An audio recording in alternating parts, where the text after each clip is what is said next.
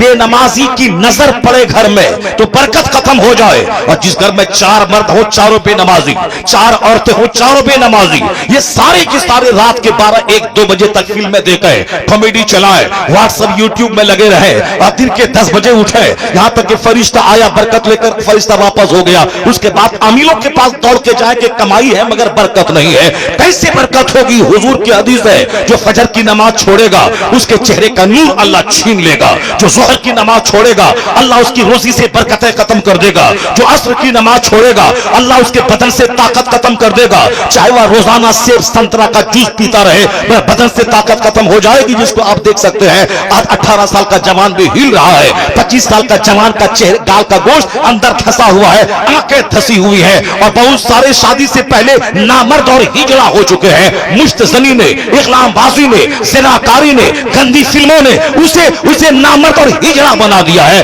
دوسرے کا کیا بگاڑے گا؟ جو پبجی گیم کھیلتا ہو، جو گندے مناظر دیکھتا ہو، وہ تو دوسروں کا نقصان تو بعد میں کرے گا، وہ اپنی صحت کا نقصان کرتا ہے، وہ اپنی جوانی کو تباہ کرتا ہے، وہ اپنی مستقبل کو برباد کرتا ہے۔ اس لیے مولوی تیرا دشمن نہیں ہے جو تجھے ان باتوں سے روک کر تجھ سے دشمنی کر رہا ہے۔ مولوی سے بڑا شبھ چنتک دنیا میں کوئی نہیں ہے۔ دوسرے آدمی کو تو گالی دے وہ تجھ سے بدلہ لیتا ہے، دوسرے آدمی کو مارنے کی بات کر وہ تجھ سے بدلہ لیتا ہے، لیکن اس دھرتی پر ایک گروہ ہے مولانا کا، اگر تو بولتا ہے مسجد سے میں نکال دوں گا مگر یہ جمعہ کے خطاب میں یہ نہیں بولتا ہے جاؤ تو جہنم میں بے وضو نماز پڑھا دوں گا، یہ نہیں بولتا ہے، یہ کہتا ہے تیرے گلے میں جو سونے کا لاکٹ ہے یہ پہننا حرام ہے، یہ جہنم جانے کا ذریعہ ہے، یہ ہاتھ میں جو سونے کی چین ہے یہ پہننا حرام ہے، یہ جو تو ایک وقت کی نماز چھوڑنا حرام ہے، تو اسے بھگانے کی بات کر رہا ہے یا تیرے جنت لے جانے کی بات کر رہا ہے، تو اسے مارنے کی بات کر رہا ہے یہ تجھے حرام و حلال کی بات کر رہا ہے۔ پتہ یہ چلا اصل میں شبھ چنتک خیر خواہ جسے کہتے ہیں، تو دشمنی کر، ان کی جگہ کے خلاف ہو جا،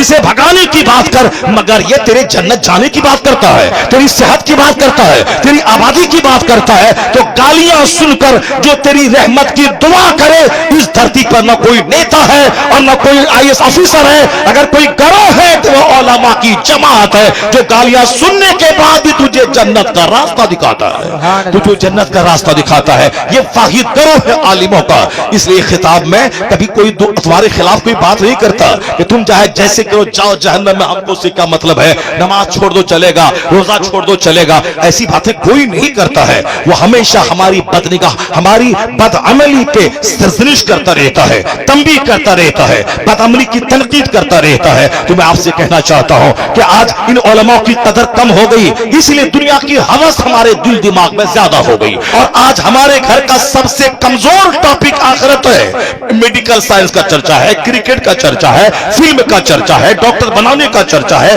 الیکشن جیتنے کا چرچا ہے، زمین خریدنے کا چرچا ہے، صاحب شادی بیاہ کا چرچا ہے، اپنی بیٹی کو پڑھا لکھا کے ڈاکٹر بنانے کا چرچا ہے۔ کوئی اپنے گھر میں 1 منٹ بھی بیٹھ کر آخرت کی بات نہیں بولتا۔ کئی لاکھ مسلمانوں کی بیٹیاں مشرکوں کے ساتھ بھاگ گئی، اس کے ذمہ دار یہ باپ ہے جو اپنی بیٹی کو کبھی آخرت اور جنت اور ایمان کا مہتو نہیں بتایا، اپنی بیٹی کو صرف فلمی زندگی، مال والی زندگی، آسائش والی زندگی، تو پھر تو وہ آسائش کے چکر میں کافروں کے پاس جانا پڑے، وہ چلی گئی۔ آپ نے کب بتایا ہے کہ اصل میں ایمان سب سے بڑی چیز ہے؟ دنیا ملے نہ ملے اگر ایمان سلامت ہے سب سے بڑا وہ دھنوان ہے۔ دنیا کی زندگی عارضی، فانی اور وقتی ٹیمپرری ہے، اصل دائمی زندگی آخرت کی ہے۔ اگر آپ بھٹی میں پلا دیتے، اگر کوئی دشمن اس کو کہتا کہ 10 لاکھ روپے میں دوں گا تو میری گود میں آ جا، یا بولتی میں ساری زندگی کنواری رہ جاؤں گی مگر ایمان کا سودا نہیں کروں گی۔ اس لیے ہر ماں باپ پہ لازم ہے کہ انجینئرنگ کی بات بعد میں کرے، میڈیکل سائنس کی بات بعد میں کرے، پولیٹیکل تبصرہ بعد میں کرے، پہلے آخرت اور اسلام اور ایمان کا مہتو بتا دے۔ دنیا میں کچھ ملے نہ ملے، اس کا بچہ ایمان لے کے اگر آخرت میں چلا گیا تو سب سے بڑا دھنوان وہی ہے اور سب سے بڑا کامیاب باپ وہی ہے جو بچے کو کچھ دے نہ دے ایمان کی دولت۔ آج کل